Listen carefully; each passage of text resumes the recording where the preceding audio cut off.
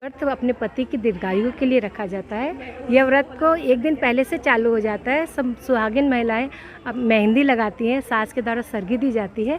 सवेरे उठ के 4 बजे नहा धो के सरगी खाती है और पंडित जी के लिए सामान निकालती है, पूजन सामग्री निकालती है और परिवार की सारी महिलाएं मिलके सरगी खाती हैं। फिर दिन भर निर्जला उपवास रखती हैं और शाम को 16 श्रृंगार करके यहाँ मंदिर में आती है और थाली बटाती हैं, पूजा करती करवा माता की। और फिर बाद में जब चंद्रमा निकलता है तो अर्घ देके अपने सुहाग को पूजा करके सुहाग के हाथ से जल लेकर के ही अपना उपवास को खोलती है।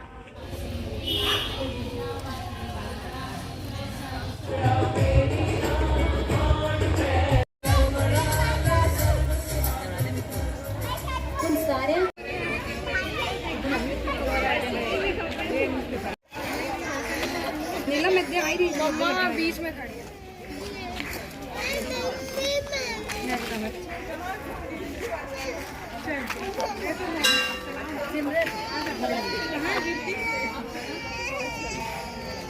बस वैसे रुकिएगा।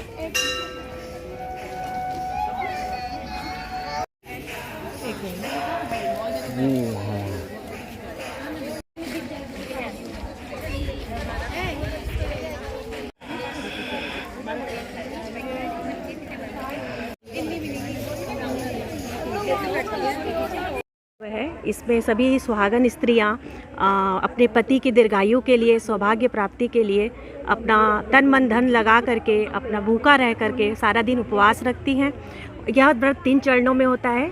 सुबह समय सरगी खाती हैं सारी औरतें, जो घर परिवार की औरतें रहती हैं। दोपहर शाम के 4 बजे के आसपास इस मंदिर के प्रांगण में हम लोग इकट्ठा होकर के करवा माता की पूजा करते हैं और रात्रि में चंद्र पूजन और पति पूजन के बाद हम अपने व्रत को पति के हाथों से पानी पी करके खोलते हैं।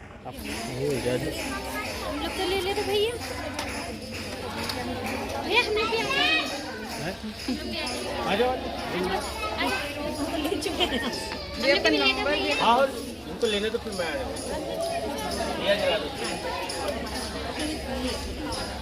पाया हटी ना तेरी ना को जीवन ना चोली पाया हटी ना तेरी।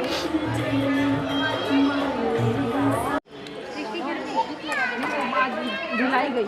अच्छा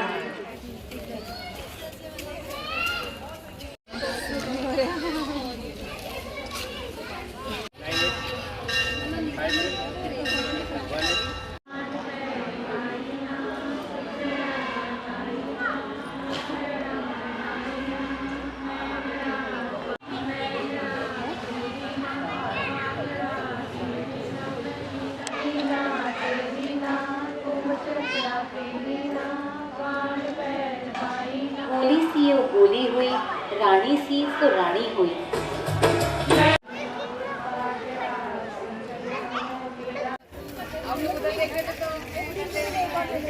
ये मेरा फर्स्ट करवा चौथ का फास्ट है। बहुत अच्छा लगा। मैं बहुत टाइम से एक्साइटेड थी करवा चौथ का फास्ट रखने के लिए और बहुत अच्छा।